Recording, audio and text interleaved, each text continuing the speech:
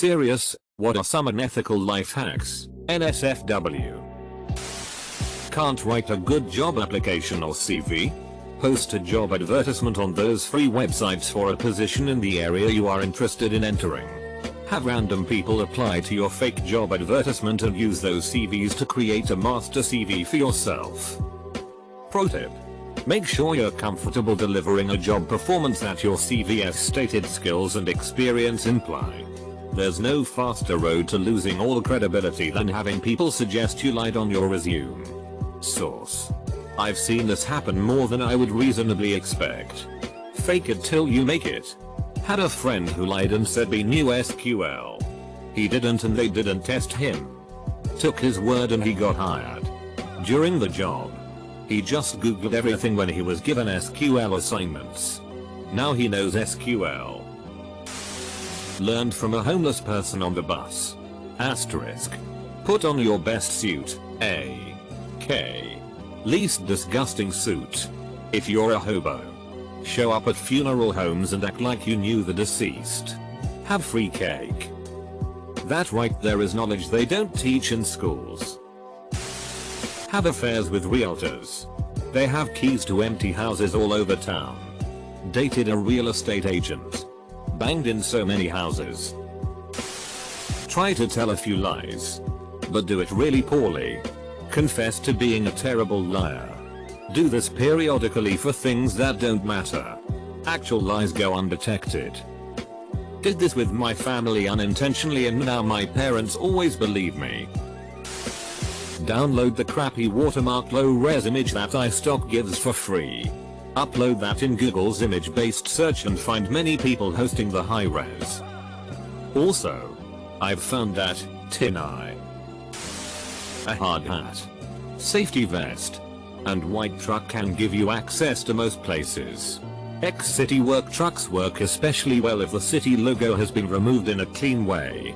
I parked everywhere in mine with the orange light on top. Browse your local obituaries. Find an old man who's passed away. But make sure there is something along the lines of George leaves behind his loving wife, Midge, of 62 years. With the power of the internet, call up Midge on the phone and ask her about the used car ad she posted. Midge will tell you that she doesn't have a used car for sale. Reassure her that you saw the ad for the car. Midge just might think maybe I can sell George's old car. It sure will help pay for all these new expenses. You see, George's old car is a nice luxury car.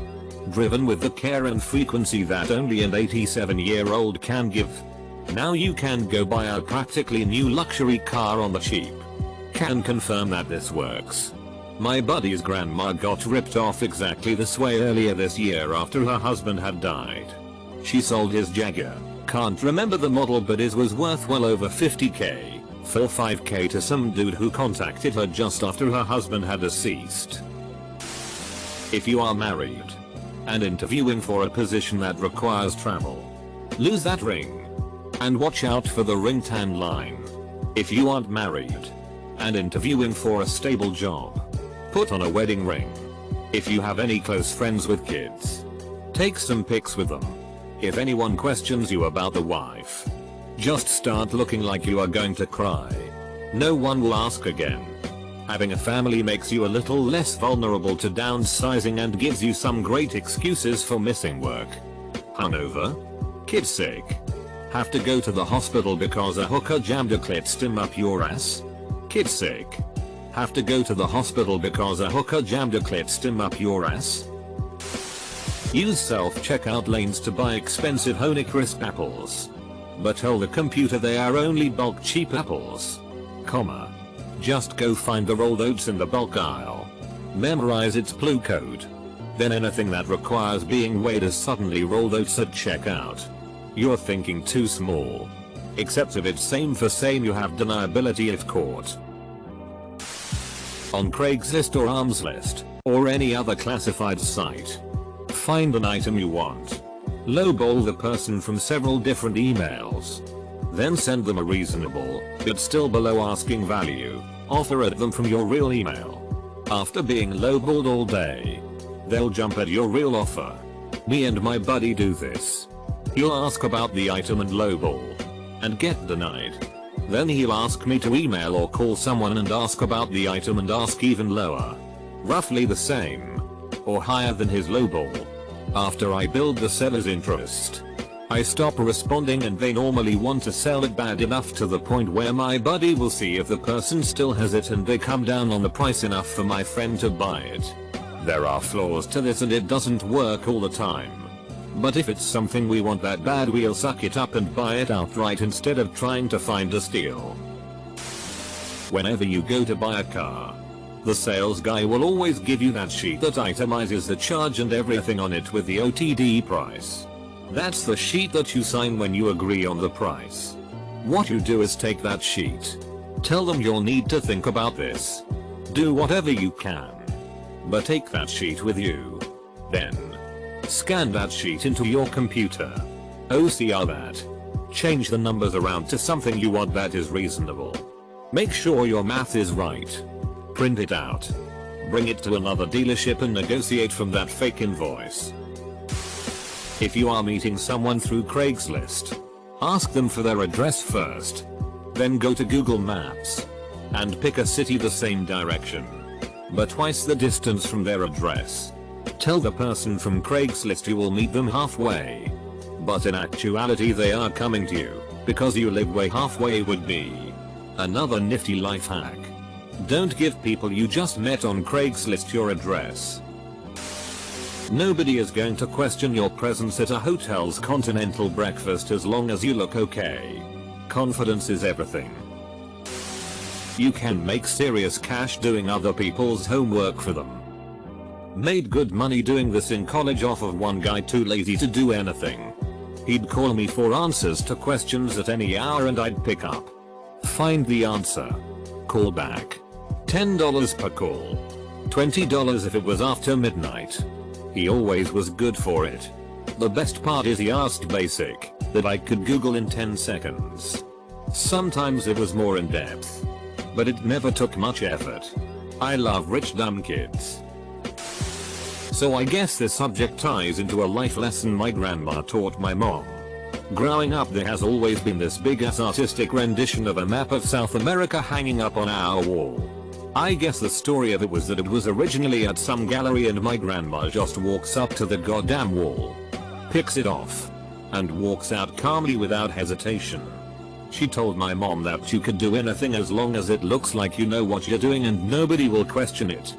Thankfully I don't see this being nearly as effective in today's world. I'm surprised nobody said drugs. Honestly. Want to sleep less? Be more focused? Whatever. There's a drug for it. Poke holes in a condom to get married. This. A few years ago we knew a girl that did this. Her best friend was married and had 2 kids already. Her biological clock must have been Big Ben because she was frantic to have a kid so their kids could be close to the same age, grow up as best friends, etc. It was seriously kind of sad and creepy at the same time. She had a boyfriend who had told her in no uncertain terms that he did not want kids. She kept trying to change his mind, which blew us away.